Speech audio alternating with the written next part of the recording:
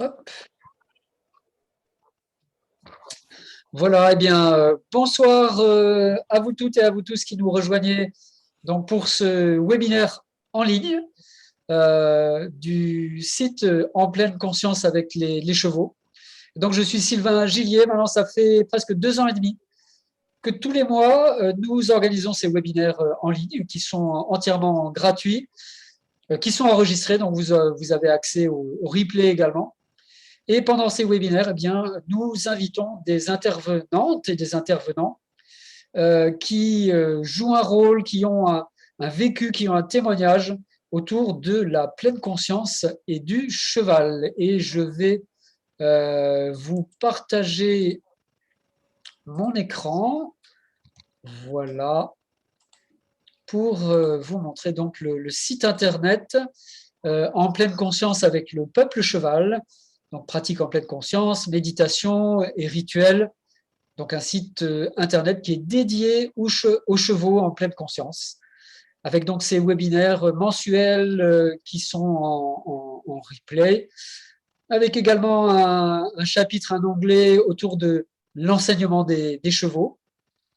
Et je parle également de mon livre qui porte le même titre, L'enseignement des chevaux, qui est publié chez Très Daniel et où je donne des témoignages de ma propre expérience en France, aussi avec les traditions amérindiennes, avec nos partenaires, et toute une série d'interviews autour de la pleine conscience et des chevaux. Voilà encore des personnes qui rentrent en salle d'attente et qui nous rejoignent.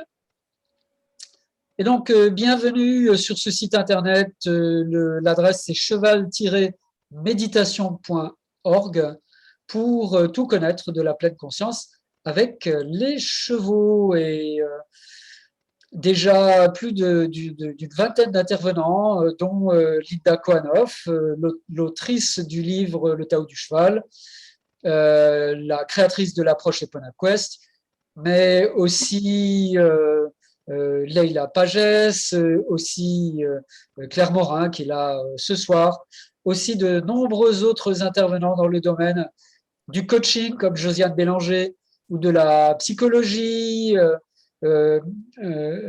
ou d'autres intervenants qui sont venus nous rejoindre au fil des mois. Donc ce soir, on a le plaisir d'accueillir avec nous Carole. Donc, bonsoir à tous. Bonsoir Carole. Hop, je vais te mettre également en grand.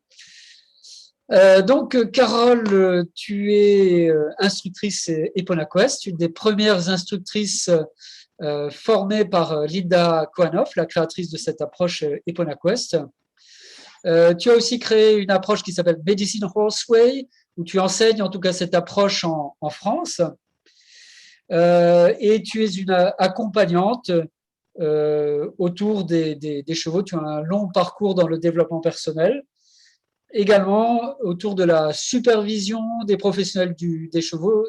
Je crois que tu es toi-même une professionnelle du cheval depuis longtemps, avec une posture d'accompagnante. Et donc vraiment, c'est un grand plaisir de t'inviter ce soir pour ce webinaire. On se connaît, hein, ça fait longtemps qu'on est collègues. Ça fait presque 10 ans qu'on a été formés ensemble en Arizona chez Linda Koanoff. Je crois que j'ai été formé un an après toi. Et ça fait 10 ans qu'on travaille ensemble. Alors c'est pour ça que je me permets de te tutoyer parce que on se connaît bien déjà. On a travaillé ensemble depuis longtemps.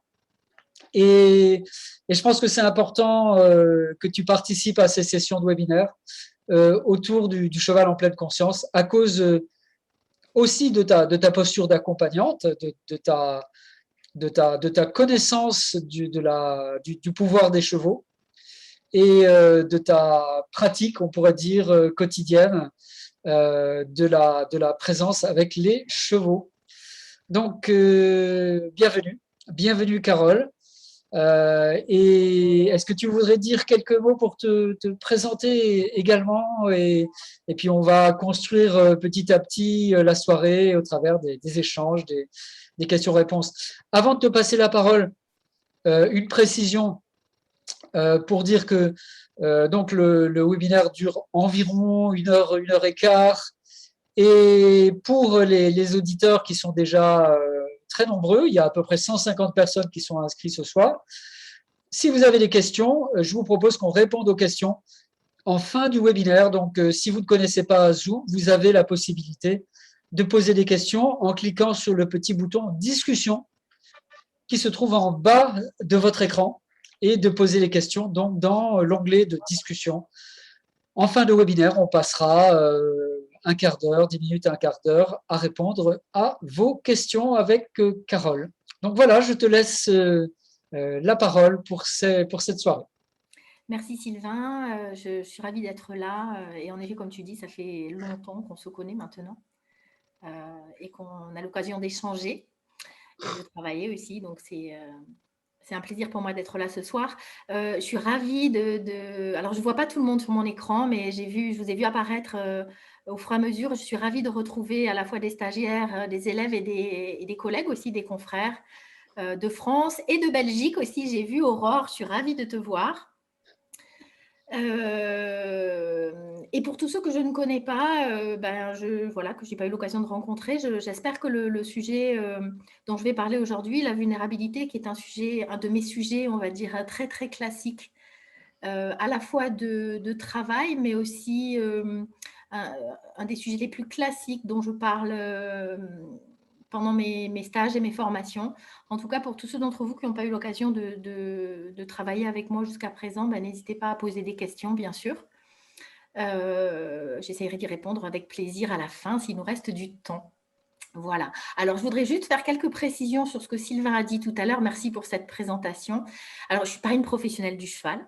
Ok, je ne sais pas ce que c'est qu'un professionnel du cheval. Moi non plus, je ne Voilà, suis pas un professionnel du cheval, voilà. à vrai dire. Je voulais préciser ça néanmoins, mais bon, c'est vrai que je connais les chevaux depuis longtemps. Oui.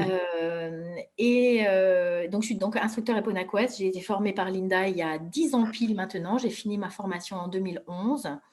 Et dans les années qui ont suivi, j'ai eu la chance de travailler avec Carole Rush, qui était donc le bras droit de Linda Koanoff à l'époque. Carole Rush est américaine.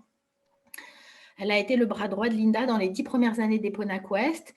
Et Carole a créé l'approche Medicine Horseway progressivement. Et j'ai la chance de représenter cette approche, on va dire, dans les pays francophones européens et de former des professionnels de l'accompagnement assistés par les chevaux selon cette approche.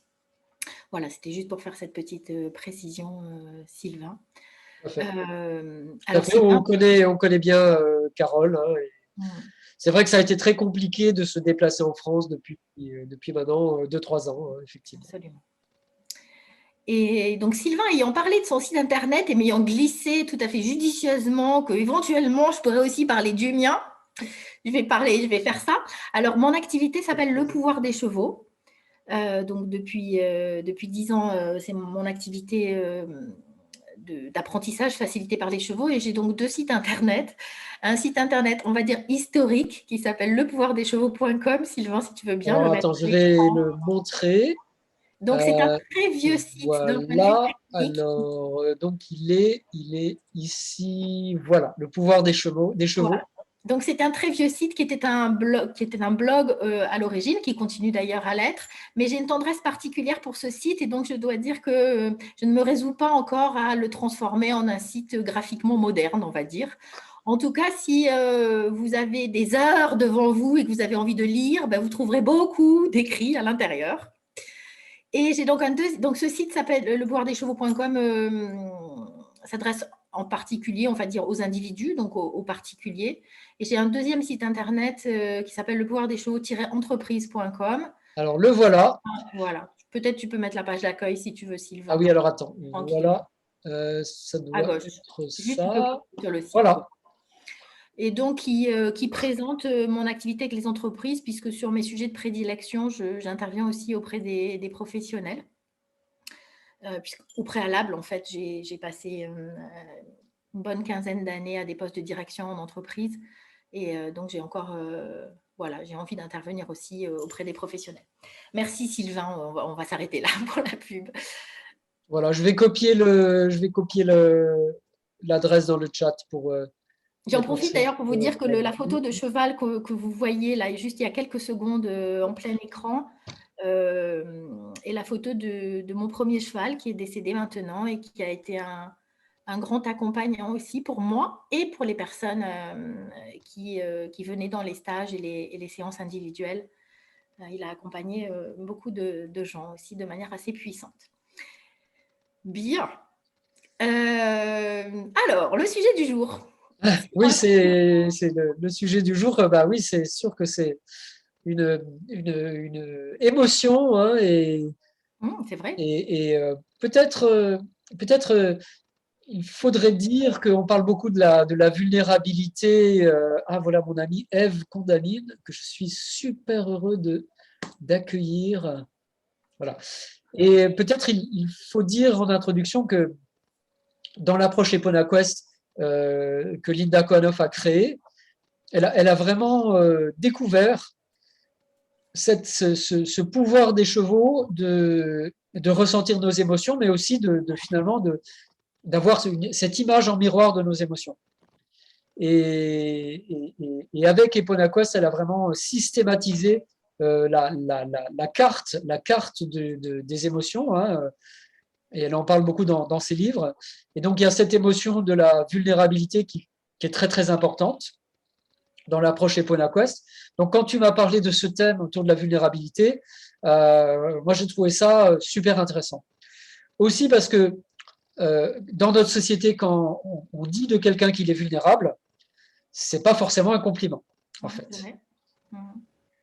Donc, pour toi, est-ce que c'est un compliment dans l'entreprise, par exemple, qu'on dise l'entreprise est dans une position vulnérable? En tout cas, j'ai prévu en effet de parler exactement de ce sujet, c'est-à-dire concrètement pourquoi la vulnérabilité, entre guillemets, est mal vue ou mal vécue au sein de la société des humains et en particulier au sein de nos sociétés occidentales, on va dire. C'est un des sujets que je voudrais développer et aussi du coup pourquoi c'est important peut-être de comprendre ces mécanismes-là pour accéder à un champ de conscience qui soit plus élargi. En tout cas, quand Sylvain m'a proposé d'intervenir au mois de novembre et m'a proposé donc de choisir un thème, j'ai tout de suite eu envie de parler de la vulnérabilité. C'est un de mes thèmes de travail de prédilection.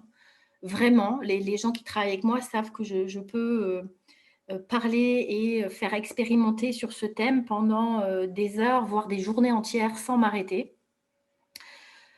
Pour ma part, je crois que c'est une des facettes, on va dire, de l'être humain les plus fondamentales. Et que si les humains, finalement, géraient mieux, entre guillemets, leur vulnérabilité, probablement que la face du monde, quelque part, en tout cas les relations sociales, y compris à des niveaux collectifs, seraient probablement extrêmement différentes.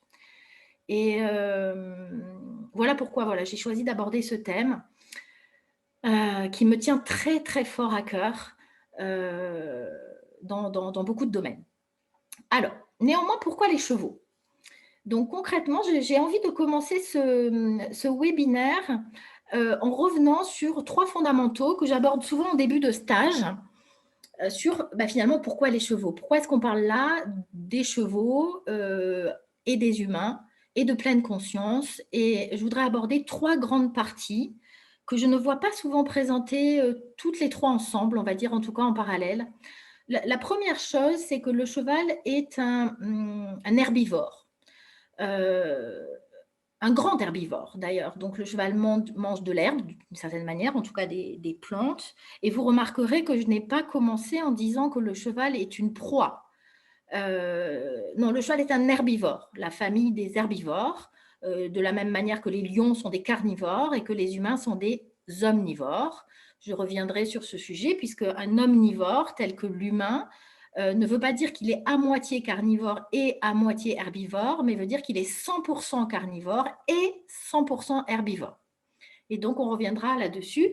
Mais bon, donc première partie, le cheval est un herbivore et du coup, dans les interactions physiques qu'on peut avoir, que nous les humains, on peut avoir avec les chevaux, eh ben, sa caractéristique d'herbivore, de grand herbivore, va présenter un certain nombre d'avantages, on va dire, ou en tout cas pour nous dans l'interaction. En tant qu'herbivore, tous les herbivores de la planète ont développé, pour leur sécurité et pour leur survie, une capacité à aller percevoir, à pouvoir percevoir ce qui se passe autour d'eux. Un petit peu comme s'ils avaient une caisse de résonance à l'intérieur d'eux qui leur permettait, en premier lieu, de savoir s'ils sont en sécurité, tout simplement pour pouvoir baisser la tête et manger de l'herbe. Pour vous donner une idée de ça, et probablement que la plupart d'entre vous le savent, donc je vais essayer d'aller un peu vite sur cette partie. Un cheval est capable de sentir, de percevoir un changement de pression sanguine chez quelqu'un à plus de 30 mètres. Sa caisse de résonance intérieure va lui permettre de percevoir vraiment tout ce qui se passe autour de lui. Ce qui veut dire que quand nous, les humains, on est physiquement pas trop loin d'un cheval, eh bien, en fait, sa caisse de résonance va lui permettre de percevoir, de nous percevoir. Et de nous percevoir non seulement sur les parties dont nous avons conscience, que nous affichons, mais aussi sur tout ce qui nous habite de manière non consciente. Dans cet instant-là, il va percevoir notre entièreté. Et en tant qu'herbivore, il va finalement adapter son comportement à ce qu'il va percevoir autour de lui. Ce qui fait que quand on est en interaction avec un cheval, ne serait-ce que même sans lui demander de faire quoi que ce soit, il va percevoir complètement l'état dans lequel on est, il va adapter son comportement et il va ainsi nous permettre d'une certaine manière de prendre conscience d'un certain nombre d'états qui peuvent nous habiter à ce moment-là. J'ai parlé de ça pour les herbivores, mais je voudrais vraiment insister sur le fait que non seulement c'est un herbivore, mais c'est un grand herbivore. Parce que les lapins, par exemple, sont aussi des herbivores. Et pourtant, rien qu'en disant ça, on peut imaginer que ça ne va pas nous faire le même effet, nous, humains, si on est à proximité d'un lapin ou à proximité d'un cheval. Le cheval fait partie des grands animaux, il fait partie des plus grands animaux de la nature. Le cheval est plus grand que nous, même un poney, finalement, d'une certaine manière. Mon poney Bassoud, qui est un Welsh qui fait 1,22 m, qui est considéré entre guillemets comme petit, en fait il est très grand, hein, mais petit, fait quand même 250 kilos, c'est-à-dire bien plus que n'importe lequel des adultes humains. Les chevaux sont des grands animaux, plus grands, plus forts, plus puissants que nous d'un point de vue physique, plus rapides aussi. Et du coup, ça n'en fait pas du tout un petit animal fragile qu'on va avoir envie instinctivement d'aller protéger, comme ça pourrait être le cas pour un petit herbivore. Ça n'en fait pas du tout non plus un animal, en danger en permanence dans la nature et qui a besoin de se terrer ou de fuir en permanence, ni d'être inquiet tout le temps. Même dans la nature sauvage, aucun prédateur, aucun grand prédateur ne va s'attaquer à un cheval, on va dire un zèbre, puisqu'actuellement des chevaux sauvages, il y en a quand même assez peu dans les grandes zones sauvages, mais en tout cas ne va s'attaquer à un cheval, un zèbre par exemple, en pleine santé. Surtout quand ils sont en troupeau. Oui.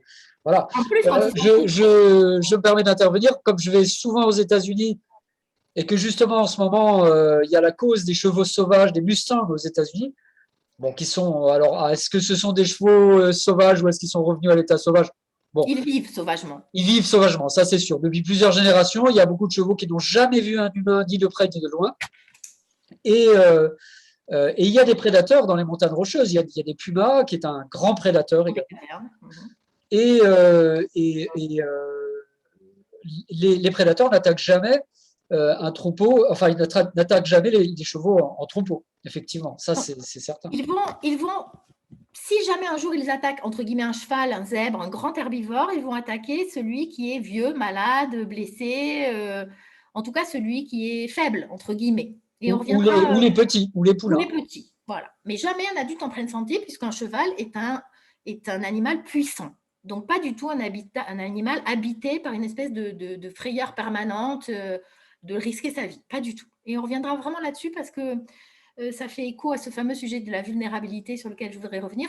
En tout cas, Ça veut dire que dans ce premier aspect d'interaction entre nous, les chevaux, quand on a interaction physique avec les chevaux, ils voient tout ce qui se passe chez nous, ils voient qui on est d'une certaine manière, donc quelque part, il peut permettre de révéler. Et deux, la proximité physique avec les chevaux va nous mettre. Nous sommes des animaux, les humains sont des animaux. Il n'y a pas les humains et les animaux, il y a les animaux dont les humains, les chevaux, les oiseaux font partie.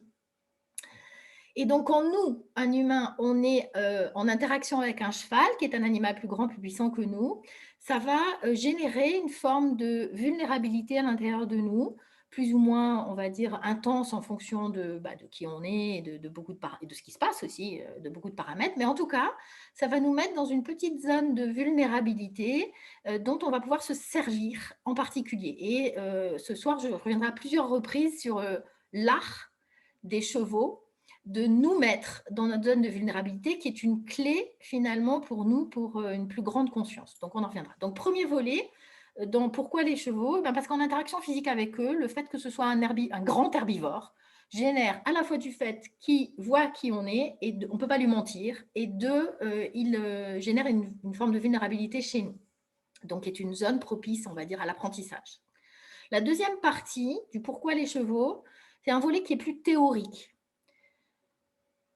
Quand on étudie ou quand on lit finalement les personnes qui ont étudié le comportement des chevaux dans leur milieu naturel, on se rend compte que les chevaux ont développé une incroyable, on va dire, forme d'intelligence sociale, relationnelle, émotionnelle, en tout cas qu'ils ont développé des formes d'intelligence dont il peut être intéressant pour nous de nous inspirer, en tout cas de les étudier et de voir si elles nous parlent. Donc on va dire que ce deuxième volet est un volet qui est plus théorique, quand on regarde l'idée de regarder comment les chevaux fonctionnent et de se dire finalement, est-ce que ça me parle?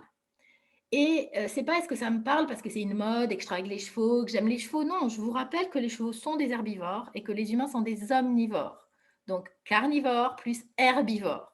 Et il se trouve que le fait qu'on soit carnivore ou herbivore dans la grande nature des animaux génère un certain nombre de fonctionnements, de règles de fonctionnement, de programmes à l'intérieur de nous qui vont aller s'activer dans telle ou telle situation. Or, nous, les humains, et en particulier les occidentaux, alors je ne veux pas en faire une règle universelle, bien sûr, puisqu'il peut y avoir des exceptions, mais d'une manière générale, depuis des dizaines d'années, il se trouve que nous avons plutôt développé et privilégié les programmes carnivores dans nos sociétés plutôt que les programmes herbivores.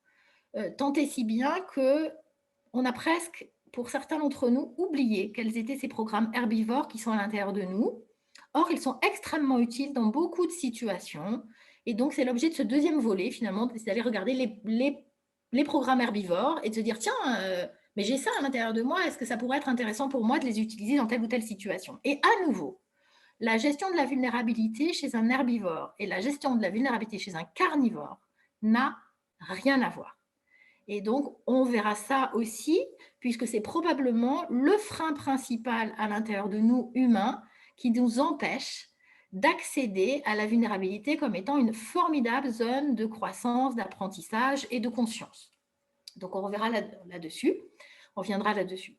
Et le troisième volet du pourquoi les chevaux, pour moi, qui est un volet qui est un peu plus personnel, on va dire, les chevaux font partie des animaux, avec les chiens, il n'y en a pas d'état, qui accompagnent les humains depuis la nuit des temps, depuis le début de l'humanité. C'est certainement l'animal qui a le plus accompagné les humains et qui a le plus contribué à, on va dire, l'évolution de l'espèce humaine, ne serait-ce qu'à la taille de notre cerveau, aussi bizarre que ça puisse paraître. Je ne vais pas développer ça là, mais en tout cas,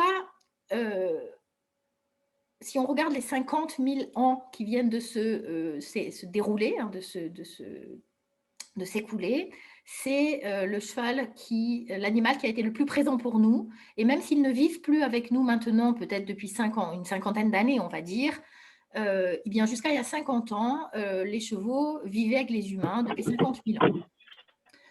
Et même si ça n'est plus le cas maintenant, quand on regarde vraiment l'histoire de l'humanité, je crois à titre personnel, je suis convaincue, on va dire, que cette proximité qu'il y a eu à tellement d'étapes d'évolution de l'espèce humaine pendant 50 000 ans entre les chevaux et les humains a créé, cette proximité a créé un lien subtil, interespèce, qui peut-être nous échappe un petit peu maintenant parce que ça nous paraît loin, entre guillemets.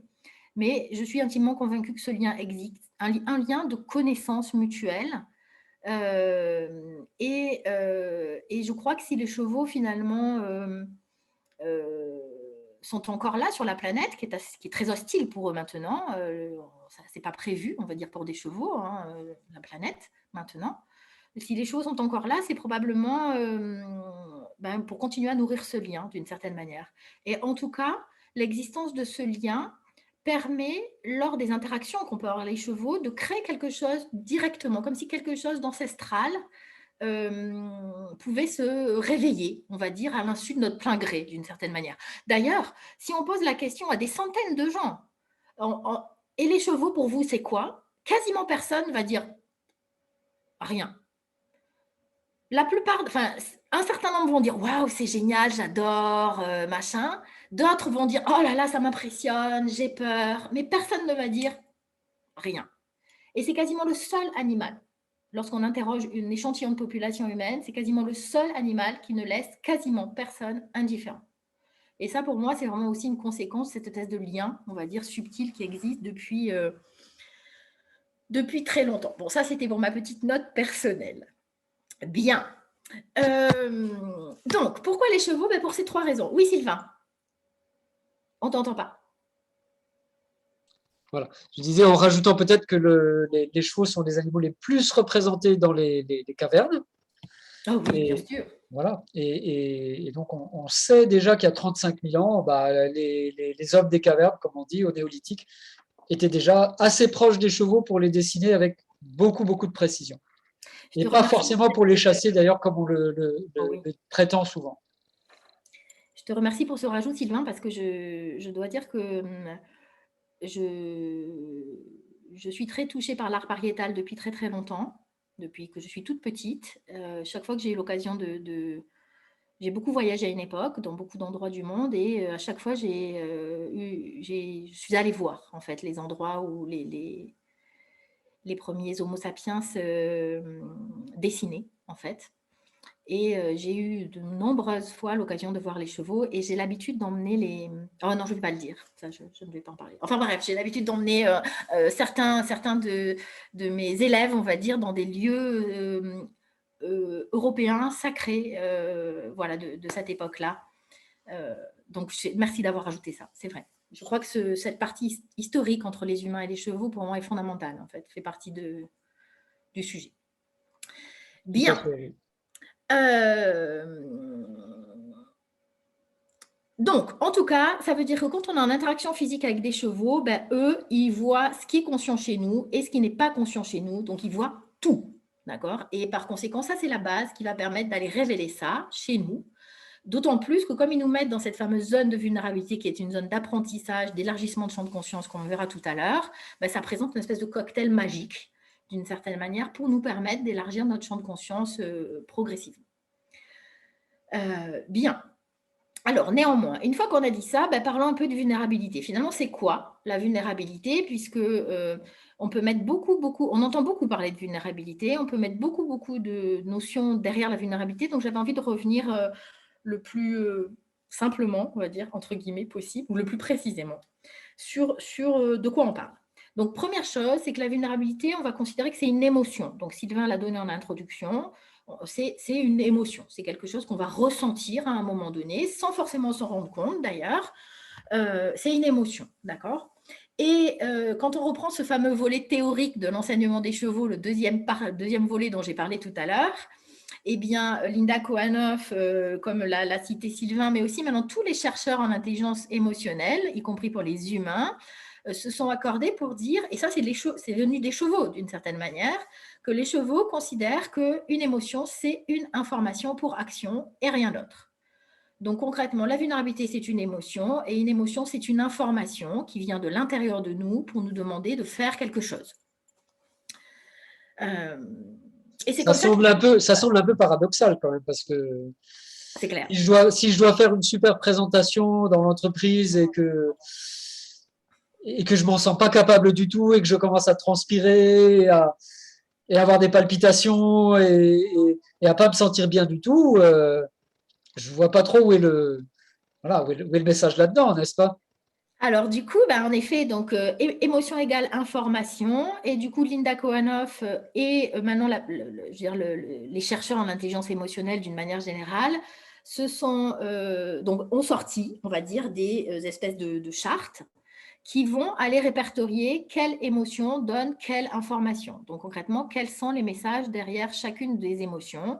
Et donc, le message derrière la vulnérabilité, que je vais entre guillemets vous livrer brut de fonderie, mais on reviendra ensuite de manière un peu plus, on va dire, construite dessus. Le message derrière la vulnérabilité, c'est qu'on est dans une situation dans laquelle une croyance ou un comportement limitant vient de s'activer et est challengé, c'est-à-dire mis en danger par la situation. Bref, on va l'expliquer autrement parce que ça, c'est un peu compliqué.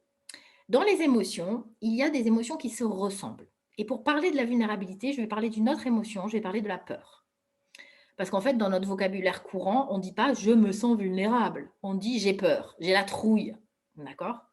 Je suis un nouveau instructeur, une nouvelle instructrice Epona Quest. J'ai envie d'animer mon premier atelier, mon premier stage, d'accord? Et c'est dans 2 mois. Et rien qu'à cette idée, d'accord, j'ai le ventre noué, je suis morte de trouille. D'accord? Sauf que le message derrière la peur, c'est que je suis en danger. C'est-à-dire qu'il y a un danger extérieur qui me menace. Or, concernant mon premier atelier, mon premier stage, d'accord, a priori, les participants ne sont pas des cannibales. Je devrais en sortir vivante, d'accord? Donc, on est bien d'accord que cette espèce de trouille, de j'ai peur, ça n'est pas de la peur au sens du message de la peur. Il n'y a pas de danger extérieur qui me menace. D'ailleurs, je vous confirme, après 10 ans d'expérience, a priori, il n'y a pas de danger physique extérieur qui me menace en stage, ni moi ni les autres d'ailleurs. Donc, ça n'est pas de la peur. Et c'est pour ça que je voulais parler de la peur parce que on ressent quand même une peur, entre guillemets. D'ailleurs, on l'exprime comme ça.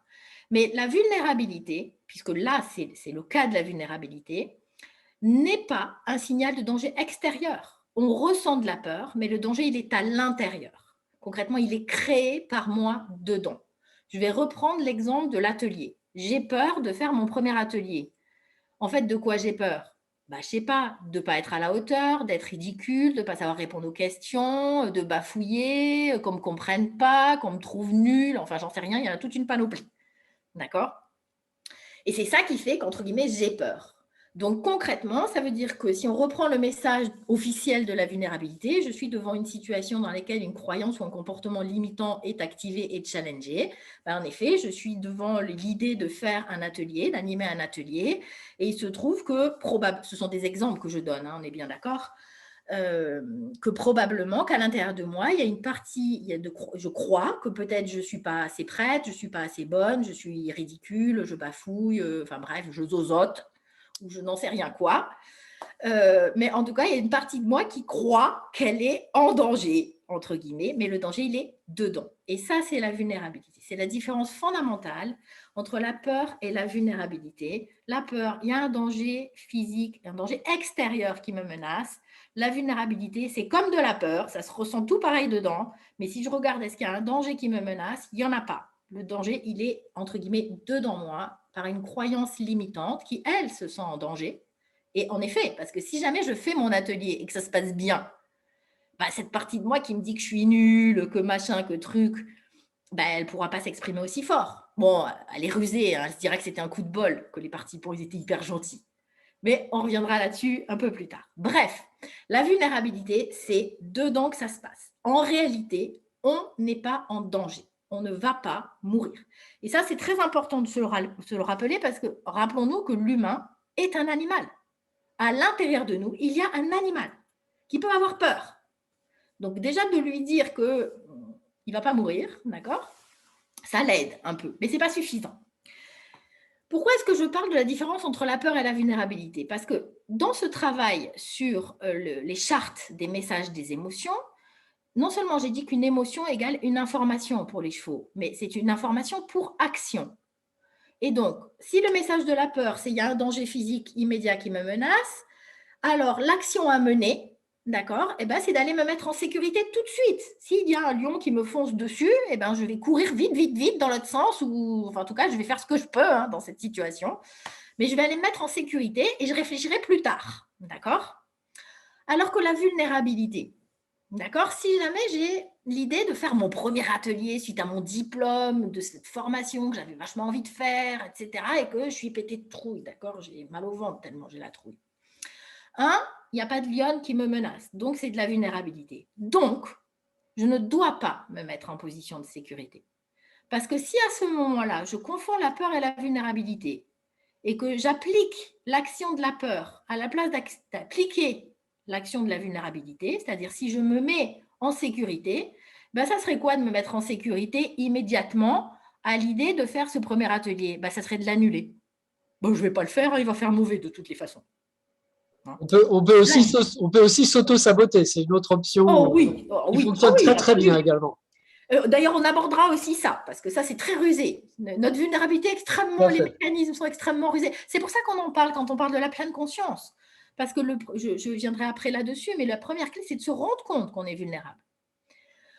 En tout cas, si je me mets en position de sécurité lorsque je me sens vulnérable, eh bien, je m'extrais de la situation, je m'extrais de l'expérience, je ne fais pas l'expérience et par conséquent, je n'ai aucune chance que ça change. Au contraire, ma croyance que décidément, je ne suis pas assez bonne pour faire ce métier et qu'en plus, je suis un peu trouillarde et que machin et que truc, va se renforcer. Et donc, la fois d'après, ce sera encore plus difficile. Donc, on va encore plus réduire la zone dans laquelle on se sent confortable. Et en faisant ça, eh bien, on restreint notre champ de conscience. A contrario, d'accord, quand on traite la vulnérabilité, quand on mène l'action de la vulnérabilité telle qu'elle est définie, alors on va pouvoir élargir, voire élargir considérablement notre champ de conscience. Et j'y reviendrai un petit peu tout à l'heure. En tout cas, la première chose qui est importante sur ce thème, c'est vraiment de faire la différence entre la peur, il y a un danger qui me menace, et la vulnérabilité, c'est une croyance limitante, et par conséquent limitée, d'une certaine manière, qui nous emmène dans un univers limité, donc pas un univers de pleine conscience. C'est une croyance qui vient de s'activer, et qui dit croyance veut dire qu'on n'est pas forcément dans la réalité. Ça n'est pas forcément vrai. Si je regarde mon atelier que je suis en train de préparer consciencieusement, d'accord, c'est peut-être pas vrai que je suis ridicule, que je suis nulle, que je zozote, que je ne vais pas savoir répondre, etc., etc., etc. Bien. Donc, très important, si on a envie d'aller vers une conscience de plus en plus large, c'est le premier écueil de la conscience, on va dire, c'est de confondre la peur et la vulnérabilité. Bien. Alors, pourquoi on parle de tout ça? Justement, quel est le lien finalement entre… Oui, Sylvain, tu voulais dire quelque chose?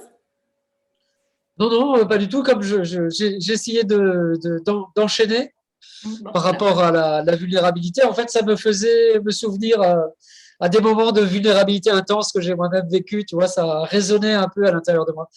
Et c'est vrai qu'avec les chevaux sont très, très, très forts pour nous mettre dans des… Et la vie en général, mais spécialement les chevaux. Ils sont très forts pour nous mettre dans ces moments particuliers où justement, comme tu l'expliquais, on est dans cette sensation du corps et dans cette question, comment ma vie pourrait-elle changer si je remettais en cause mes croyances? Cette croyance. Et en effet, comme tu le disais, ce que je voulais dire, pourquoi est-ce qu'on parle de tout ça? Parce que les chevaux sont hyper forts, hyper puissants pour nous proposer des situations dans lesquelles on va pouvoir repérer qu'on est en zone de vulnérabilité et par conséquent, qui va nous permettre de faire les premiers pas, on va dire, pour gérer cette vulnérabilité différemment. Donc, première chose, les chevaux sont extrêmement forts pour nous proposer ces situations. Et j'insiste sur le proposer parce que très clairement, ils nous les proposent, mais on ne les voit pas tout le temps. Mais ils nous les proposent, ils sont extrêmement forts pour les proposer. Et j'insiste aussi d'ailleurs pour dire que en général, quand on ne le voit pas, on peut considérer que c'est peut-être parce que ce n'est pas notre sujet du moment, d'accord, ou que c'est encore trop loin dans notre zone de conscience, entre guillemets, c'est trop loin de notre zone de conscience pour que ça puisse émerger à ce moment-là. Mais eux vont proposer tout ça, parce qu'ils voient, on va dire, et la partie consciente et la partie inconsciente chez nous. Extrêmement fort pour ça. La deuxième chose, pourquoi est-ce qu'on parle de tout ça? Pourquoi est-ce que je vous parle de tout ça? D'accord? Quand on veut penser pleine conscience, on va dire. Tout simplement que c'est parce que c'est justement en rentrant dans notre vulnérabilité, en acceptant d'être dans notre vulnérabilité, que notre champ de conscience peut s'élargir, se délimiter. Ça va être la conscience de nous, mais ça va être aussi la conscience des autres et de notre relation aux autres, et aussi notre conscience du monde et notre relation au monde. Donc concrètement, tout le champ de conscience peut s'élargir à partir de la zone de vulnérabilité, et pas à partir de notre zone dite de confort, parce que d'une certaine manière, souvent quand on parle de la vulnérabilité, de la zone de vulnérabilité, on l'oppose à la zone de confort. La zone de confort, c'est la zone dans laquelle on ne se pose pas de questions, c'est la zone dans laquelle on ne se remet pas en question. C'est la zone dans laquelle on va considérer qu'on est confortable. Je mets entre guillemets parce que je ne suis pas complètement d'accord avec ça. Mais en tout cas, on va considérer que c'est une zone dans laquelle nos croyances limitantes se sentent en sécurité. Je pense que c'est très important quand même parce que aujourd'hui, il y a quand même il y a beaucoup de personnes qui pratiquent l'une ou l'autre des méthodes de développement personnel, parfois de la méditation, ou qui sont devenus bouddhistes, ou qui connaissent les spiritualités de l'Orient. Et parfois, ces personnes vont répondre, et moi j'ai souvent entendu cette réponse, l'univers va faire en sorte que tout est bien et tout ce qui m'arrive est bien, et de toute façon c'est bien parce que l'univers va faire en sorte que tout ce qui doit m'arriver m'arrivera. Et voilà. Comment est-ce que tu mets ça en rapport un peu avec justement cette notion de vulnérabilité? C'est chouette que tu me proposes ça, Sylvain. Comment dire, pour ma part, je suis aussi intimement persuadée que ce qui nous arrive a du sens. Donc, sous-entendu, c'est bien, entre guillemets, hein, dans ce qui nous arrive, que les choses peuvent avoir du sens, ce qui ne veut pas dire qu'elles sont tout le temps agréables. Et c'est là où je vais mettre le parallèle avec la vulnérabilité. Vous savez, si quelqu'un a, dans la même semaine, d'accord, un accident de voiture, se fait larguer par son chéri ou sa chérie, a sa maison qui brûle, attrape le Covid, allez, on rajoute, hein, et je ne sais quoi d'autre, dans la même semaine, d'accord, si cette personne-là, comment dire, et donc, admettons, c'est un de mes amis. Il est sur son lit d'hôpital, hein, parce qu'il a la jambe dans le plâtre, enfin bon, il ne va pas du tout, quoi, d'accord. Je vais le voir à l'hôpital. Et si là, il me dit, parce qu'il est bouddhiste, ou même pas bouddhiste, parce que vraiment, je ne voudrais même pas aller dans ce terrain-là, il est lui, d'accord. Et il me dit, non, mais tu sais, tout est bien dans la vie du monde. Parce qu'en Oui, fait, l'univers, en fait, me propose les choses qui sont bien pour moi, c'est ma vie, c'est mon expérience, tout est bien, donc je vais bien. Si mon ami me dit ça, évidemment, le lendemain du jour où tout ça arrive, c'est probablement sa seule technique pour continuer, entre guillemets, à respirer. Hein, c'est peut-être sa seule technique. Mais s'il continue pendant des semaines à dire tout va bien, je vais bien, alors je peux imaginer qu'à l'intérieur de moi, je pourrais, et je ne lui dirai pas forcément d'ailleurs, mais on pourrait imaginer que c'est un mécanisme qui va être de protection, qui va être considéré pour permettre d'éviter de ressentir les émotions et d'éviter du coup de ressentir les informations et donc qui émanent de ce qui s'est arrivé là. Mon idée n'est pas de dire que je suis devin et que je sais pourquoi sa maison a brûlé, son mec est parti et il a eu un accident de voiture, j'en sais rien, je ne suis pas devin.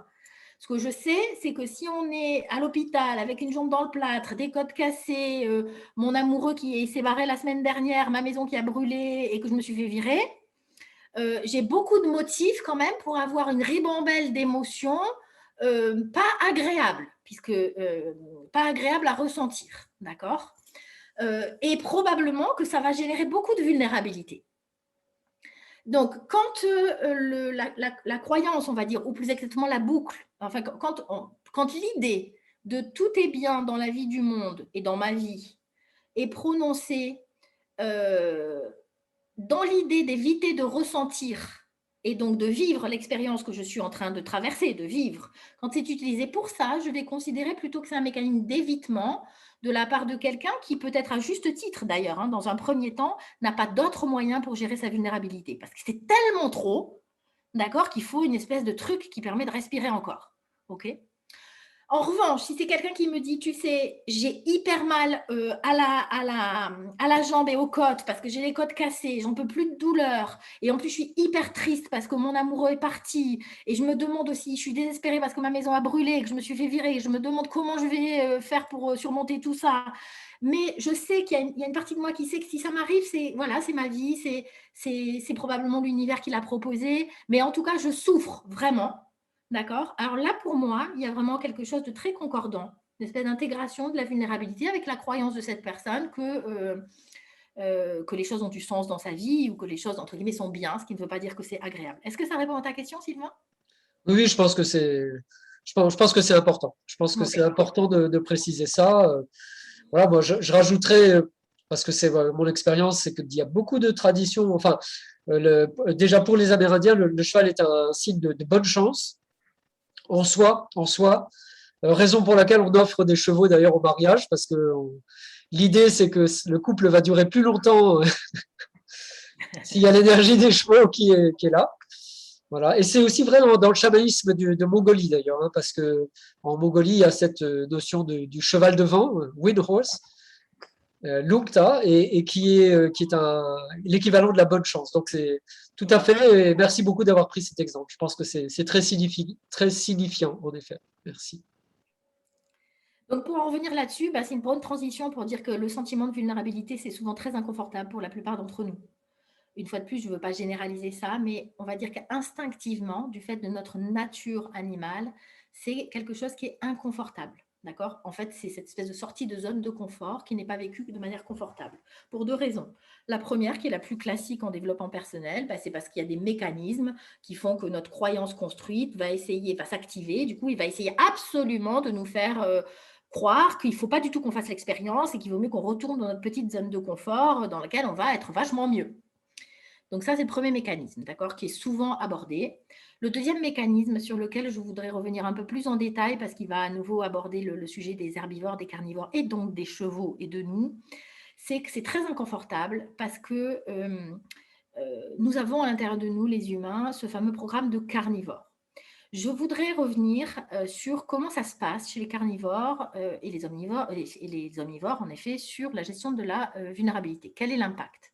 Donc, je vous rappelle que nous, les humains, on est à la fois carnivore et à la fois herbivore. On n'est pas moitié-moitié. Alors, pour les dents, évidemment, on n'a pas le double de dents, d'accord? Mais dans les programmes qui sont à l'intérieur. Or, si on revient sur le programme du carnivore, il y a un programme majeur qui sépare les carnivores et les herbivores dans la nature. Un seul, d'accord? Et de ça découle beaucoup, beaucoup, beaucoup de choses. Le premier donc ce programme-là, c'est que chez les herbivores, il y a un programme de tuer. C'est pas un gros mot quand je dis ça, c'est juste que quand on est carnivore, bah, on mange de la viande, on mange des animaux. Et par conséquent, il faut les tuer pour les manger. D'accord? Ça serait encore pire si on les mangeait vivants d'ailleurs. Mais bon. Ou attendre qu'ils meurent de soif, éventuellement, comme les vautours en Arizona. Oui, voilà. Mais en tout cas, Mais ça revient au même. il y a un programme qui autorise à tuer. Ce qui n'est pas du tout le cas chez les herbivores et même chez les chevaux. Souvent, on me dit oui, mais les grands étalons dans la nature, quand ils se battent, ils ne sont pas tendres. Non, ils ne sont pas tendres. Mais dès qu'il y en a un des deux qui dit j'arrête, ça s'arrête. Et si à un moment donné, il y en a un des deux, entre guillemets, qui meurt parce qu'il a eu un mauvais coup, c'est parce qu'il a eu un mauvais coup. Ce n'est pas parce qu'on a voulu le tuer, entre guillemets. Donc, revenons sur les carnivores. Le carnivore, il mange de la viande. Donc, il faut qu'il ait de la viande. Donc, il a ce programme de tuer. Mais il a un deuxième programme, d'accord? Parce qu'il n'est pas maso, le carnivore. Le deuxième programme, c'est que non seulement il a le programme de tuer, mais il a le programme de tuer le plus faible. Celui qui est faible, c'est ce qu'on disait tout à l'heure. Les lions ne vont pas aller s'attaquer à un grand troupeau ou les pumas ne vont pas aller s'attaquer à un grand troupeau de mustangs. Ils ne sont pas fous. Je veux dire, la probabilité qu'ils y arrivent, elle est tellement faible. Il vaut mieux s'attaquer aux vieux, aux petits, aux lapins, d'accord? Enfin, à celui qui est faible. Donc, les carnivores, ils ont deux programmes. Un, de tuer, et deux, de tuer le plus faible. Et de ça découle le fait que nous sommes hyper inconfortables en vulnérabilité. Voilà pourquoi. Quand on a le programme de tuer et de tuer le plus faible qui est à l'intérieur de nous, et on l'a tous, parce qu'on est omnivore, même quand on est un humain végétarien depuis 3 générations. D'accord? Les gènes, vous savez, Homo sapiens, c'est 40 000 ans, il avait déjà les mêmes gènes que nous. Ce n'était pas une espèce de orang-outan qui faisait oh. Non, c'était un grand blond aux yeux bleus. Hein. Donc, bon, c'est nous. Donc, concrètement, d'accord, le carnivore, s'il a le programme de tuer le plus faible, ça veut dire qu'il a aussi la connaissance du fait qu'il est dangereux d'être faible, puisqu'il sait que c'est le faible qui va se faire attaquer. Okay, c'est le faible qu'on va chercher à tuer. Donc, à l'intérieur d'un carnivore, il y a un programme qui dit qu'il est très dangereux de montrer qu'on est faible ou qu'on se croit faible. Si on traduit ça en langage humain, d'accord, et moi en langage animal, eh ben, ça veut dire qu'à l'intérieur de nous, on a un programme, d'accord, qui nous fait croire qu'il est très dangereux de se montrer vulnérable. Et c'est pour ça qu'on est aussi inconfortable dans notre zone de vulnérabilité, parce qu'on croit très sincèrement, instinctivement, génétiquement, qu'on est en danger. Or, chez les carnivores, ben, quand on se sent en danger, d'accord, pour se protéger, qu'est-ce qu'on va chercher à faire? On va chercher à... C'est quoi la meilleure... Vous n'avez pas le micro, mais je vais faire les réponses et les questions et les réponses. Concrètement, chez un carnivore, d'accord, quelle va être la meilleure défense? Ben, souvent, je veux dire, il y a un langage populaire humain qui dit ça, d'accord? La meilleure défense, c'est l'attaque. C'est l'attaque, absolument. L'attaque, d'accord? Donc, concrètement, ça veut dire que lorsqu'un carnivore se sent en position de faiblesse ou se croit en position de faiblesse, d'accord, il va avoir le réflexe, dans la plupart des cas, d'attaquer en retour. Et qui c'est qui va attaquer? Un autre, pour lui montrer, pour le réduire, entre guillemets, à un état de plus grande faiblesse que lui. Et comme ça, lui va se sentir vachement moins en danger, puisque maintenant, il y en a un autre qui est plus faible. Donc, si le groupe attaque quelqu'un, ce ne sera plus lui, ce sera l'autre. OK? Et ça, en langage humain, ça veut dire qu'en plus, on pense que la vulnérabilité, c'est très dangereux. 2, il faut s'en sortir le plus vite possible. Il ne faut surtout pas que les autres le voient, d'accord? Et il faut en trouver un autre qu'on va rendre plus vulnérable aux yeux de tout le monde que nous. Comme ça, ben, le groupe auquel on appartient va plutôt s'attaquer à lui qu'à nous, et moi, je vais me sentir mieux. Enfin, ma partie carnivore, hein, c'est tout. Hein, parce que ma partie herbivore, elle se sent hyper mal dans tout ça. Hein. Bref, donc voilà pourquoi le mécanisme, le sentiment de vulnérabilité est souvent extrêmement inconfortable pour nous les humains, et pourquoi on a cette tendance immédiate à retourner dans notre zone dite de confort. Et en plus, il faut savoir que, comme je viens de le dire, dans beaucoup de cas, on va le faire, dans la plupart des cas, de manière absolument inconsciente et involontaire, on est d'accord, hein, évidemment. On va le faire en utilisant la vulnérabilité de l'autre contre lui pour qu'il se sente, un peu comme si on appuyait là où ça fait mal chez les autres, pour que ça nous fasse moins mal à nous. Bien, quand on se surprend en train de faire ça, d'accord, c'est pas la peine de se culpabiliser, entre guillemets, c'est génétique. C'est notre programme, ce qui ne veut pas dire qu'on ne peut pas utiliser un autre programme, puisque je vous rappelle que nous sommes omnivores, nous ne sommes pas que carnivores, c'est-à-dire qu'on a tout le programme du carnivore et aussi tout le programme de l'herbivore.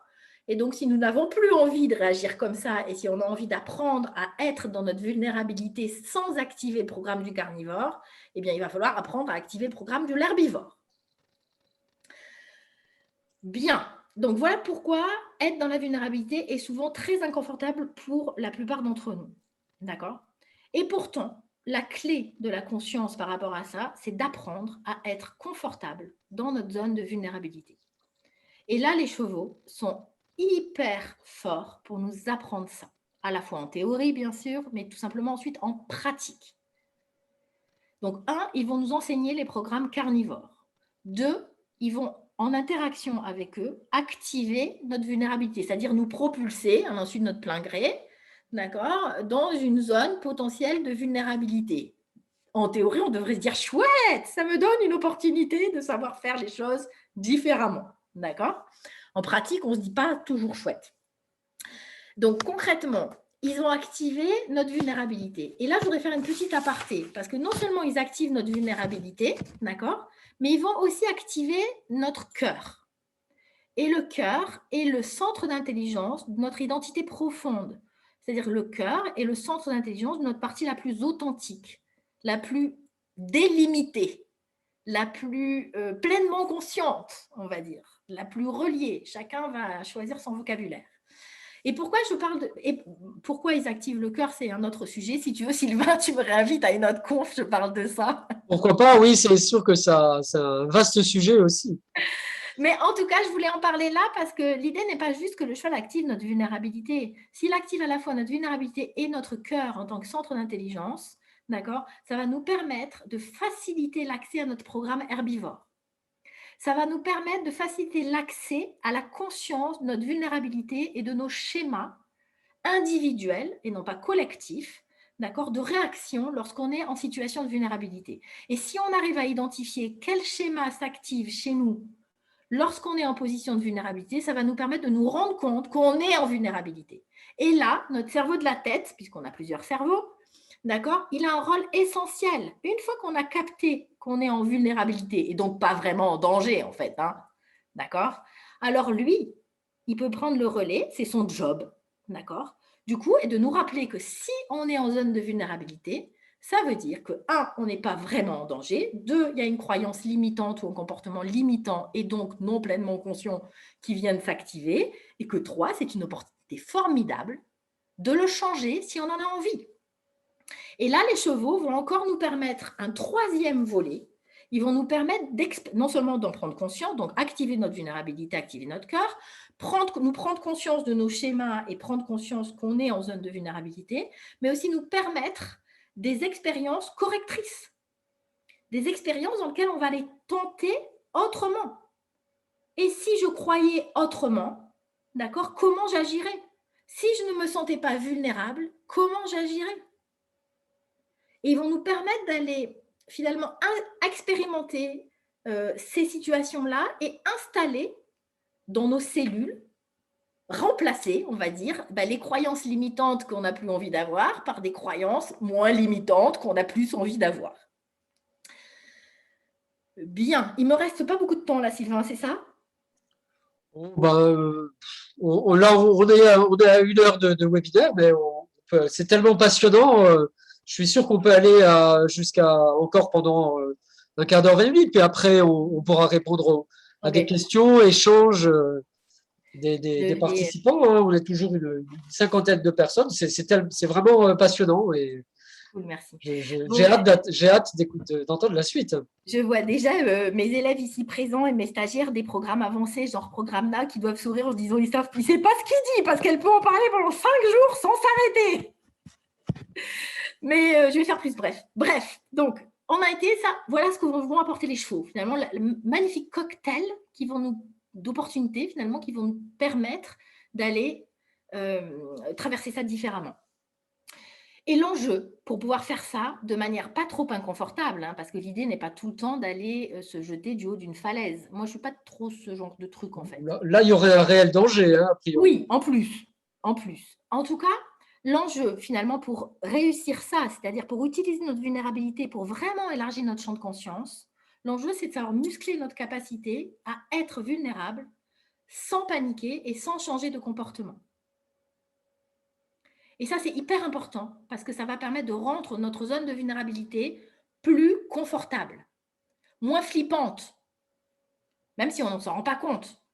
C'est-à-dire qu'elle va moins activer tous les programmes de protection, de défense, de machin qu'on a à l'intérieur de nous.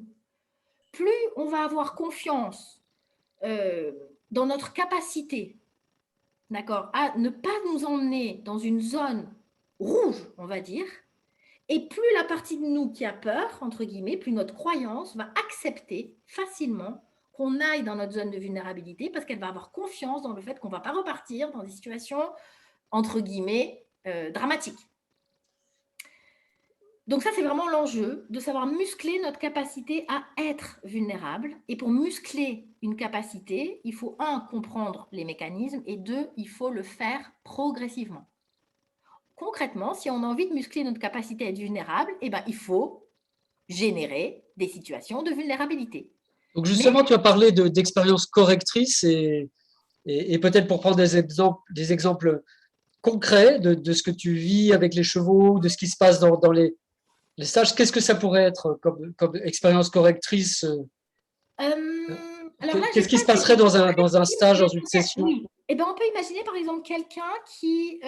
Alors, c'est un petit peu truqué ce que je vais te dire parce qu'en général, on ne sait pas à l'avance quand est-ce que la vulnérabilité va s'activer et sur quel type de croyance. Donc, on ne le sait pas à l'avance. D'accord? Ah, ben, je vais vous donner un exemple. D'accord. Non, je vais donner un exemple, Sylvain, qui s'est passé dans un groupe il n'y a pas très longtemps, il y a quelques semaines. Donc, c'est un groupe de 4 personnes, donc 3 personnes, on va dire, entre guillemets, qui étaient témoins, donc qui observaient d'une certaine manière ce qui se passait, et une personne, et chacun faisait un tour de rôle, et une personne qui était dans l'espace avec un cheval, sur un thème d'ailleurs qui était un thème relatif au cœur, puisque j'en parlais tout à l'heure, mais ça, ce n'est pas le sujet. Il se trouve que quand la personne est sortie, je ne vais pas vous expliquer tout le mécanisme et tout ça, mais à un moment donné, elle a exprimé combien le cheval ne s'est pas approché d'elle, on va dire. Je vais essayer de schématiser, d'accord, et donc, elle a exprimé combien ça lui faisait miroir de ce qu'elle pouvait vivre dans sa vie, qu'elle avait l'impression que finalement, les gens ne l'aimaient pas. Je C'est ça. résume un petit peu, hein, c'est pas tout à fait juste. Personne ne s'approche de moi. C'est ça. Voilà. On m'aime pas, je suis pas, voilà, Je vois très bien. on me rejette, etc. Bon, c'était pas tout à fait ça, mais c'est pour aller un peu plus vite. Et donc, la personne dit ça, et il se trouve que tu as parlé au début de la conférence de ma posture d'accompagnante. Donc, c'est vrai, j'ai beaucoup de retours sur le fait que j'ai une posture particulière en tant qu'accompagnante. Je suis quelqu'un pour qui c'est très important de ne pas prendre une once de pouvoir sur l'autre, puisque je crois profondément que chacun a son propre pouvoir et que l'idée, c'est de le récupérer. Et que si c'est moi qui donne… Enfin bon, bref, je vous passe les détails. Bref, je réagis comme j'ai l'habitude dans ce genre de situation, en faisant bref, on va dire que je ne vais pas prendre la personne dans mes bras en lui disant « mais c'est pas grave, ma chérie, mais oui, on t'aime ». Je n'ai pas fait ça, d'accord ? Et Ok. donc, la personne qui était là était vraiment… alors, j'ai fait d'autres trucs, hein, mais elle était vraiment dans son émotion, on va dire, dans sa prise de conscience, pour le coup. Elle avait été rentrée dans sa vulnérabilité, on avait visibilisé ça, et elle était avec son truc, d'accord ? Et là, un autre participant, donc un des observateurs, et c'est sur ça que je voulais dire, d'accord ? À ce moment-là, lui, entre guillemets, sans s'en rendre compte consciemment, rentre dans une zone de vulnérabilité très élevée, d'accord, et concrètement intervient en disant « mais quand même, on ne va pas la laisser dans cet état, personne ne fait rien pour elle, moi je veux absolument sous-entendu qu'on lui trouve une solution, qu'on lui file des mouchoirs, qu'on la serre dans nos bras, qu'on lui dise qu'on l'aime, qu'on ne va pas la rejeter, que nous, ça ne sera pas pareil avec nous, etc. etc. » Donc, pourquoi je parle de ça ? Parce que là, on se retrouve dans une situation dans laquelle, pour une interaction vécue par une participante, il y a eu une prise de conscience, vulnérabilité et prise de conscience, d'accord ? Et pour quelqu'un qui n'était même pas dans l'expérience, en tout cas pas physiquement dans l'expérience, mais l'observateur fait partie de l'expérience. Hein. D'ailleurs, dans nos vies, c'est comme ça. Hein. Dans nos 24 heures de vie de tous les jours, on n'est pas tout le temps en train de faire des trucs. Mais par contre, autour de nous, il se passe en permanence des trucs dont on ne se rend même pas compte qu'on est témoin. Et nos caisses de résonance, hein, c'est comme les chevaux, hein, ça marche tout le temps. Hein. Ce n'est pas que quand on est en stage ou en conférence ou j'en sais rien quand. Donc lui, ben, il y a une croyance comme quoi il était un méchant garçon si jamais il n'allait pas réconforter les gentilles filles qui ont des soucis, d'accord ? Et ben, c'était un vilain garçon, c'était un homme. Et il n'en avait pas du tout conscience, d'accord ? Et en fait, donc pourquoi je dis ça ? Parce qu'en fait, dans la manière dont on a géré ça ensuite, avec l'aide du cheval d'ailleurs, donc dans la même journée et le lendemain et les jours qui ont suivi, donc le lendemain, la première partie, donc la jeune femme qui était là a exprimé combien ça a été puissant pour elle de se rendre compte que ce n'était pas du tout le sujet, que le sujet, ce n'était pas le rejet, que le sujet, combien, en fait, si on revient sur le vocabulaire d'aujourd'hui, combien elle avait pris conscience qu'il ne s'agissait que d'une croyance et que sa croyance était en train de mettre des filtres sur la réalité, donc restreignait la conscience de la réalité, et la faisait agir et réagir d'une manière qui était probablement complètement erronée par rapport à la situation. Et le jeune homme qui était là a mis un peu plus de jours parce que lui, c'était vraiment plus loin, d'accord ? Mais au bout de quelques jours, d'accord, a fini par se rendre compte qu'en fait, le truc qui lui pourrit le plus la vie, tous les jours dans sa vie, en particulier au boulot, d'accord, c'est que dès qu'il y a quelqu'un qui se sent mal autour de lui, il se sent mal. En particulier, si personne ne trouve de solution pour la personne qui se sent mal. Je vous rappelle que la vulnérabilité, c'est inconfortable hein, pour les carnivores. Donc, on peut être un gentil garçon et carnivore. Ça n'a rien à voir. Bien. Et donc, en fait, se sont accumulées à la suite de ça, quelque part, des expériences qui ont permis à ces deux personnes, j'en parle parce qu'il y a eu un effet cumulatif du coup de groupe, hein, même d'observer. Franchement, dans nos vies, dans la plupart des cas, ce n'est pas nous qui sommes acteurs. On est là alors qu'il y a des choses qui se passent autour de nous. Et ça nous fait réagir tout pareil. et qui leur a permis en fait d'aller faire ce qu'on a appelé donc des expériences correctrices, c'est-à-dire des expériences qui leur montrent que l'univers qu'ils croyaient être identitaire pour eux n'est pas identitaire, que c'est des croyances, que ça limite, en tout cas eux-mêmes, eux ont jugé, enfin ont formulé que ça limite quelque part leur expression, leur être, et de pouvoir se rendre compte, y compris dans les cellules, donc dans le cerveau et dans les cellules, que ce n'était pas la réalité. Oui, c'est passionnant. Merci pour l'explication sur qu'est-ce que peuvent être ces expériences correctrices avec les chevaux dans un stage, dans une formation. Voilà, puis comme ça, c'est plus concret aussi par rapport à l'expérience de ce qu'on peut vivre avec les chevaux. Oui, et en fait, c'est ça qui est formidable avec les chevaux, c'est que quand on fait ça avec les chevaux, d'abord, une fois de plus, c'est eux qui proposent, hein, les chevaux, enfin, tous ceux d'entre nous qui sommes des professionnels, en particulier concernant les Bonaquest, mais des professionnels de l'accompagnement avec les chevaux, on n'apprend pas les exercices aux chevaux. C'est-à-dire que le cheval, il est cheval. Le scénario, quelque part, on le donne à l'humain, si scénario il y a.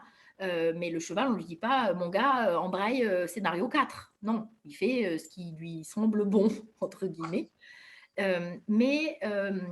Donc, on peut le faire avec eux.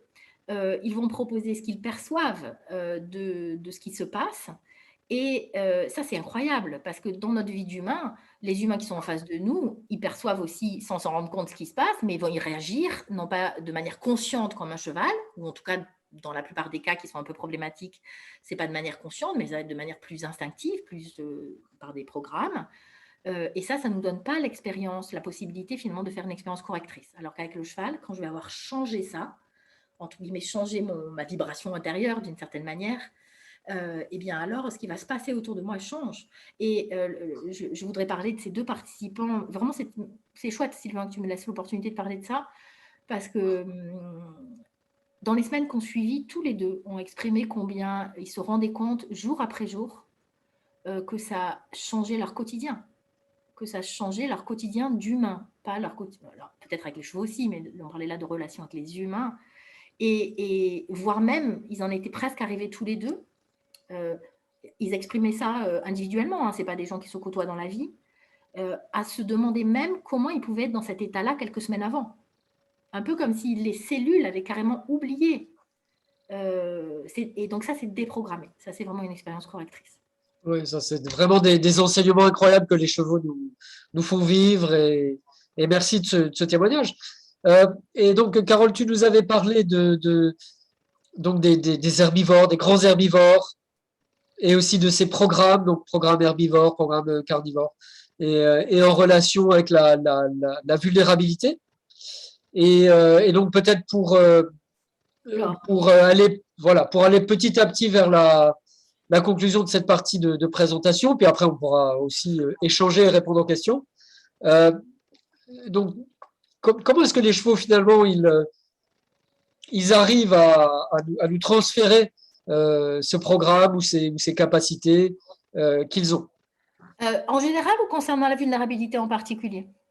Là, le sujet, c'est la vulnérabilité. Mais j'imagine que s'ils le font pour la vulnérabilité, ils le font pour les autres émotions aussi, probablement. Donc, concernant la vulnérabilité, je vais revenir un peu sur ce que je disais au début, et il va y avoir deux facettes. La première, ça va être une facette entre guillemets théorique, c'est-à-dire nous, entre humains, basée sur comment les choses fonctionnent, on va essayer d'en sortir. Enfin, on en a sorti, on va dire, et c'est toujours évolutif. Hein. Je suis certaine que dans quelques années, il y aura de l'évolution encore. Mais en tout cas, on va aller regarder comment eux gèrent la vulnérabilité. On va essayer d'en trouver le processus, on va dire, okay, d'en modéliser quelque chose. Et une fois qu'on va avoir, nous, essayé de comprendre ce processus, d'accord, et bien finalement, par, on va dire, une série de contextes qu'on va proposer d'interaction avec les chevaux, ça va permettre d'aller générer des situations de vulnérabilité dans laquelle, en fait, la personne concernée va pouvoir progressivement, on va dire, agir avec ce nouveau protocole, plutôt qu'avec le protocole, on va dire, naturel qu'elle aurait utilisé, si elle en a envie d'en changer. Une fois de plus, l'idée n'est pas d'adopter le protocole des chevaux tout le temps. Parfois, c'est très utile d'être un bon carnivore. Hein.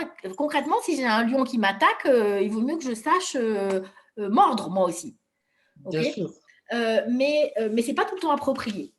Et donc, c'est dans ce sens-là. Et ça va permettre aussi de le muscler. Et je tiens à dire que lorsqu'on fait ces expériences en groupe, ça ne veut pas forcément dire plusieurs personnes avec le cheval, mais au sein d'un stage où il y a plusieurs personnes, ça démultiplie complètement l'effet parce que la réalité quotidienne de la plupart d'entre nous, c'est qu'on ne vit pas complètement tout seul.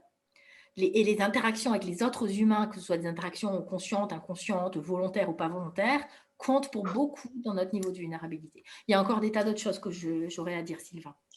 Justement, donc, puisque nous sommes une bonne cinquantaine ce soir et sûrement plus d'une centaine pour le replay, je te propose qu'on ouvre, disons, un échange un peu plus général par rapport aux questions, questionnements. Et donc, Anne me posait une question par rapport à quelque chose que tu avais dit à un moment donné, qui est comment est-ce qu'on sait que le cheval est sensible aux variations de pression artérielle à 30 mètres de distance?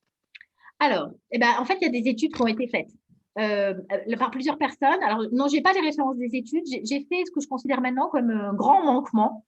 Dans les premières années après ma formation et même pendant la formation, j'ai collecté beaucoup de données et à l'époque, je n'ai jamais noté les sources. Donc maintenant, je suis coton. Mais dans les faits, il y a des recherches qui ont été faites. Et d'ailleurs, même pour ceux d'entre vous peut-être qui ont le module Connection 101 de Linda ou qui ont entendu parler, elle cite un certain nombre de ces trucs-là.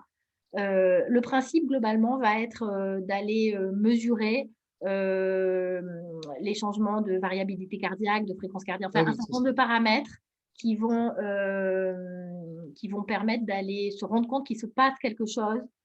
Et la chose va être différente si, par exemple, c'est quelqu'un qui est à 30 mètres qui a, entre guillemets, une mauvaise intention ou quelqu'un qui a une bonne intention, etc. etc., etc. Oui, c'est ça. Je me souviens effectivement d'un. Je ne sais pas s'il y a une publication scientifique. Je suis en train de la chercher. Je la mettrai dans le commentaire du webinaire si tu veux. Mais il me semble qu'il y a une publication scientifique quelque part qui montre que même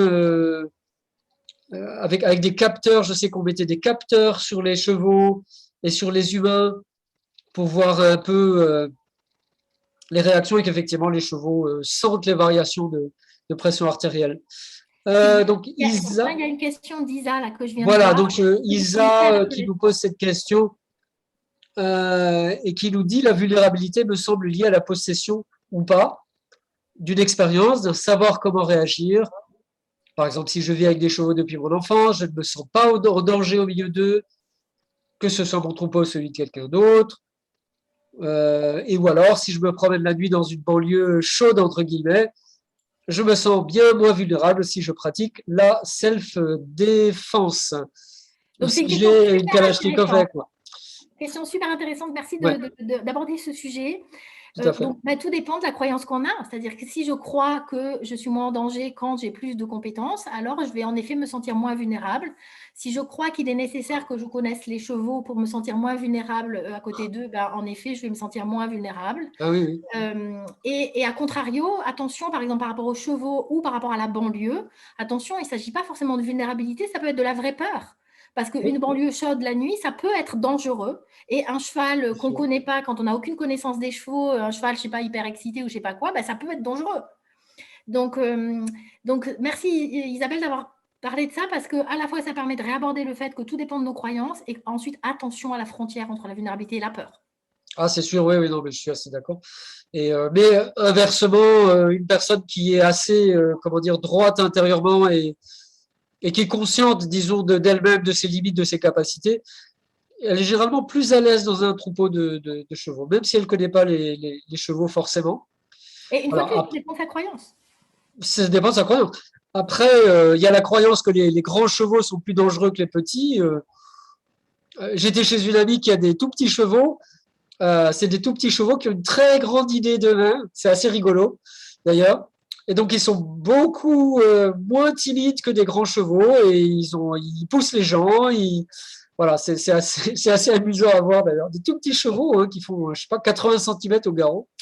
La plupart des cavaliers de Poney Club vous diront qu'un Shetland, c'est un monstre. Oui, oui, oui, oui, oui, oui, oui. Enfin, un monstre, en tout cas, c'est un animal qui n'a Oui, pas peur de dire les choses directement, hein. c'est ça. J'utilise le vocabulaire comme enfant pour dire, ah non, mais tous les chètes, hein, vraiment, c'est des monstres, hein. Tout à fait. Alors, Cela encore dit, physiquement, quelques... par contre, si on parle de danger, Oui, d'accord, alors un cheval d'1,80 m est potentiellement plus dangereux, en effet, qu'un mini shed de 80 centimètres. Tout simplement parce que le rapport de force va être, entre guillemets, plus équilibré.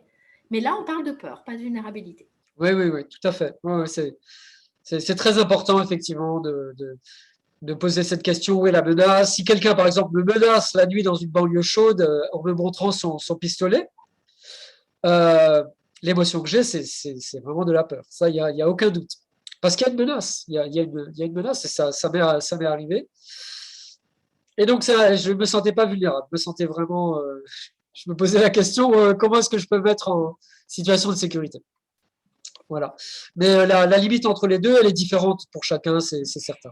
C'est Et elle certain. est parfois pas facile, elle est très ténue. C'est-à-dire que parfois, réellement, il y a certaines situations dans lesquelles c'est. Enfin, moi-même, j'adorerais avoir une clé qui me permette, dans certaines situations, de faire la différence à coup sûr. Est-ce que c'est de la vulnérabilité ou est-ce que c'est de la peur? Ouais, tout à fait. Tout à fait. Et c'est peut-être pour ça aussi que justement, il y a cette. Enfin, comment dire, il y a l'expérience, le fait d'exercer, de muscler, comme tu le disais, qui est tellement important. Alors, une autre question, un peu pour aller vers la clôture de Dominique, de Christine, pardon, qui pose la question, qu'en est-il des ânes? Eux aussi perçoivent tout chez les humains, et contrairement à la légende, ils sont très intelligents. Alors, Christine, moi, je n'ai pas d'expérience avec les ânes, mais donc la seule chose que je peux dire, c'est que j'ai des amis et des collègues qui interviennent avec des ânes, qui connaissent les ânes et qui interagissent avec des ânes et qui proposent des interactions avec les ânes. Et tous m'ont dit que les ânes étaient hyper intelligents, enfin hyper tout. Limite, donc, donc là, je parle juste du témoignage des quelques personnes qui m'entourent et qui parlent des ânes et qui connaissent aussi les chevaux. Et vraiment, les 2 ou 3 personnes auxquelles je pense m'ont toutes dit que pour elles, même l'âne, il est au-dessus du cheval, hein. Alors, j'aime, voilà, je dis le au-dessus comme ça, mais en tout cas, manifestement, non, c'est pas un animal bête. D'ailleurs, je suis pas vraiment sûre qu'il y ait Voilà. des animaux bêtes, Donc, quoi. je confirme, les chevaux sont très intelligents.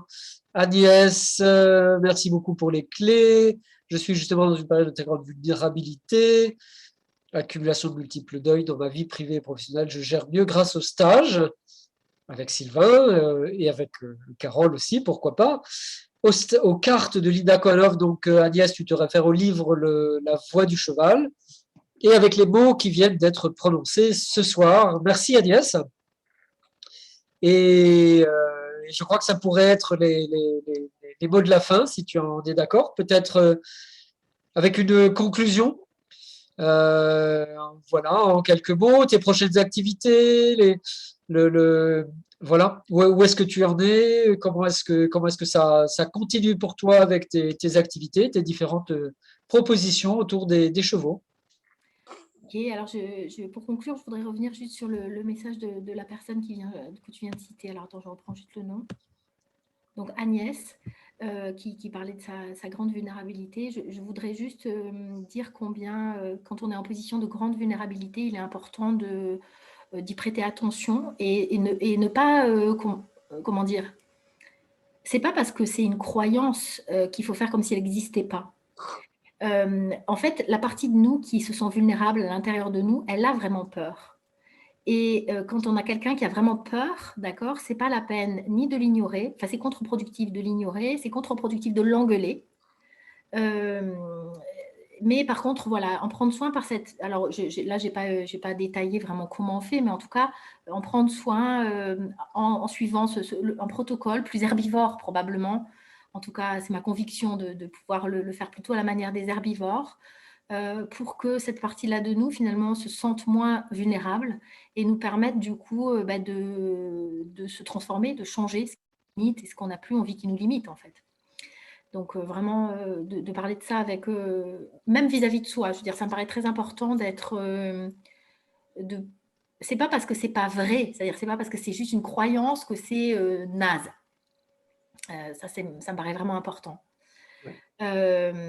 Et sur la dernière personne, Marika, qui associe la vulnérabilité à Tout à fait, l'authenticité. tout à Alors, fait. vous savez, le sujet de la vulnérabilité, franchement, je peux en parler pendant des jours entiers sans m'arrêter. Donc là, c'est le début d'une ébauche, d'une introduction. Avec Et, plaisir de te réinviter pour parler de l'authenticité, pourquoi pas. et en fait, ce Bien. que je veux dire, il y a un autre volet relatif à la vulnérabilité. Là, on a parlé de la vulnérabilité, on va dire, qui est liée aux croyances limitantes. Mais il se trouve que quand cette zone-là s'active, il y a aussi autre chose qui s'active à l'intérieur de nous, en fait, qui laisse un espace d'opportunité. Et cet espace d'opportunité d'expression, c'est un espace d'opportunité d'expression authentique. Donc, il y a un lien extrêmement étroit entre la bonne gestion de la vulnérabilité et la délimitation de l'expression de notre authenticité. Voilà, ce sont des sujets qui font partie de mes marottes. Donc, n'hésitez pas. Et donc, pour faire le lien par rapport à ce qu'a dit, ce que m'a proposé Sylvain, la vulnérabilité, évidemment, c'est un des sujets auquel je tiens beaucoup, une fois de plus, et que j'aborde dans tous mes stages. Oui. Et dans certains, évidemment, avec plus de profondeur et plus d'intention, on va dire, que dans d'autres. Je suis basée à Marseille, je vis à Marseille. Alors, avant le Covid, je me déplaçais beaucoup, beaucoup, beaucoup en France, en région parisienne, dans plusieurs régions en France, à l'étranger aussi. J'interviens en Belgique, en Irlande, en Espagne, au Maroc, aux États-Unis, enfin, au Kenya. Mais depuis le Covid, moins. Hein. Donc, j'interviens principalement en Provence, donc Marseille, Alpi, enfin en Provence, on va dire. Alors, si vous jetez un œil à mon site en vous disant j'irais bien faire un stage avec Carole, vous êtes les bienvenus, bien sûr, hein, mais continuez à travailler avec Sylvain aussi. Et pourquoi pas un stage ensemble d'ailleurs. Mais vous ne trouverez pas facilement de stage sur mon site, parce que d'abord, il a 10 ans, d'accord, et donc il n'était pas hyper programmé pour faire de la pub, en fait. Et deux, je fonctionne avec des tout petits groupes tout le temps. Et je fonctionne beaucoup, entre guillemets, en fonction de ce que je sens. Et donc, le cas le plus probable, c'est quelqu'un qui me contacte, par exemple, en me disant j'étais sur votre site, j'ai bien vu ce stage, mais je ne vois pas de date. Mais c'est quand même celui-là qui m'intéresserait. Et je prends vos coordonnées, en fait. Et en général, dans les semaines qui arrivent, je vous recontacte. Et en général, il y a 2-3 personnes qui m'ont contacté pour le même thème. Et dans ce cas-là, on fixe en fait une date qui conviendra à tout le monde. Donc, dans la plupart des cas, les dates de mes ateliers ne sont pas vraiment sur le site. C'est Néanmoins, la s'il y en a magie. sur le site et qu'ils vous plaisent, n'hésitez pas, bien sûr. Voilà. Et je n'ai pas le projet encore de recommencer à proposer des choses à l'étranger. En tout cas, je voudrais que la situation soit un peu plus sereine, on va dire, au niveau national et international. Mais du coup, je prends le temps de développer des thèmes qui me tiennent à cœur depuis longtemps. Donc, la vulnérabilité, c'est un de ces thèmes, mais le monde subtil est aussi un de ces thèmes. Et je voudrais parler en particulier de programme que je co-anime avec mon collègue et ami Vincent, qui est musicien improvisionniste, dans lequel on propose des expériences en fait entre les humains, la nature et les humains, les chevaux et la musique.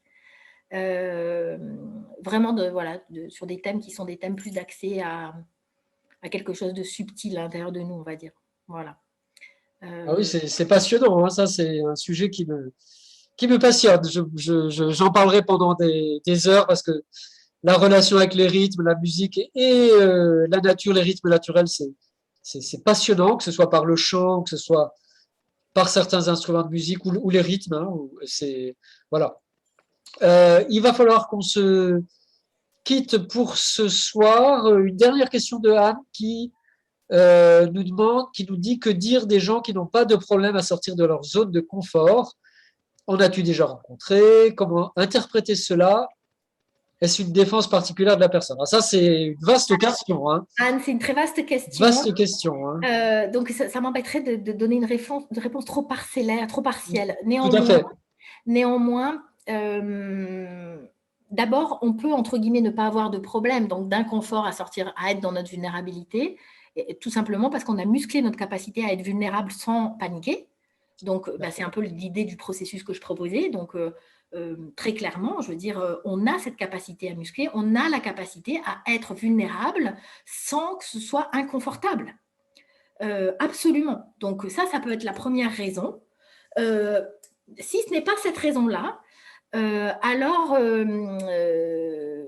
comment dire, en tout cas, ça m'intéresserait de pouvoir, comment dire, aller vérifier. Vérifier, c'est pas le bon mot, mais d'aller en tout cas voir si en effet ce ne sont pas des mécanismes de défense en fait qui font voir les choses sous une certaine réalité et pas sous une autre pour éviter un certain nombre de choses.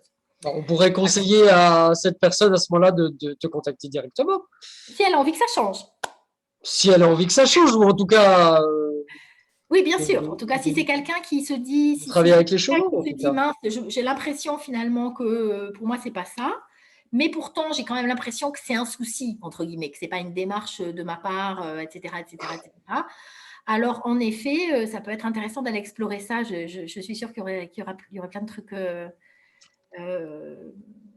Voilà, plein de trucs potentiels derrière. En tout cas, il pourrait y avoir 1000 réponses. Ok, bien, Carole, merci. C'était vraiment passionnant. C'était vraiment passionnant. Les 90 minutes sont passées en un éclair, avec beaucoup de remarques donc, de nos auditeurs. Très belle soirée à tous. Super passionnant. Oui, c'était vraiment passionnant. Très belle soirée à tous. Merci beaucoup. Voilà, merci beaucoup pour le webinaire très intéressant. Immense merci. Merci Carole et Sylvain. Voilà, merci beaucoup pour l'intervention. Très riche et passionnante. Oui, absolument. C'était vraiment passionnant et on ne peut pas comment dire, parler de tout en 90 minutes. Et voilà, c'est un peu la règle du jeu. Hein. C'est des webinaires. Moi, je ne les fais pas dépasser 1 h 30 parce qu'après, ça devient un peu long aussi pour le replay. Mais avec plaisir, par contre, de te réinviter sur une autre de tes activités. Donc, je rappelle les sites internet. C'est gentil. Voilà, et je vais aussi mettre tout le monde en galerie, voilà, pour qu'on puisse se faire un petit coucou virtuel. Voilà, et donc le site internet de Carole, le pouvoir des chevaux, que je vous recopie dans le chat. Voilà, pour les prochaines activités avec Carole Thomas. Voilà, encore merci beaucoup pour cette session. Au plaisir de se revoir, mais on va sûrement se revoir cette année ou l'année prochaine. Peut-être pour des activités ensemble, qui sait, hein, je vais assez souvent dans le sud de la France. Et peut-être aussi pour un prochain webinaire. Encore plein de sujets à explorer avec nos compagnons, les chevaux. Merci pour cette soirée. Merci à tous. Et une belle soirée. Au revoir. Au revoir à tous. Merci Carole. Merci à vous. Au revoir. Ciao.